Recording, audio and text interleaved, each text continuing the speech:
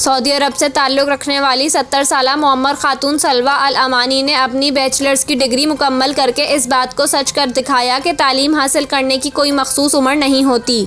अरब media की report के मुताबिक सलवा अल अमानी ने इमाम अब्दुल रहमान बिन फैसल यूनिवर्सिटी से सोशियोलॉजी में BA ऑनर्स की डिग्री हासिल की और इस मौके पर खातून की खुशी दीदनी थी, जबकि उन्होंने इस हवाले से अपनी जद्दोजहद के बारे में भी बताया। खातून के मुताबिक उन्होंने जब जवानी में बैचलर की डिग्री मुकम्मल करने के लिए यूनिवर्सिटी में दाखिला लिया तो अपने लिए केमिस्ट्री के मज़मून का इंतखाब किया, लेकिन जल्द शादी होने का सबब इन्हें तालीम छोड़ना पड़ी। सलवा अल अमानी ने 46 साल गुजर जाने के बाद 2016 में दोबारा तालीम मुकम्मल करने का सोचा, लेकिन इतने लंबे वक्फे के बाद आज सर-ए-नौ तालीम हासिल करने में इन्हें काफ़ी मुश्किलात पेश आ रही थीं और सबसे अहम बात यह कि वो अपनी गुज़िश्ता तालीमी इस्नाद खो चुकी थीं। बादअज़ां किसी तरह इन्हें जामिया में दाखिला मिल गया, जिसके बाद उन्होंने तालीम मुकम्मल की।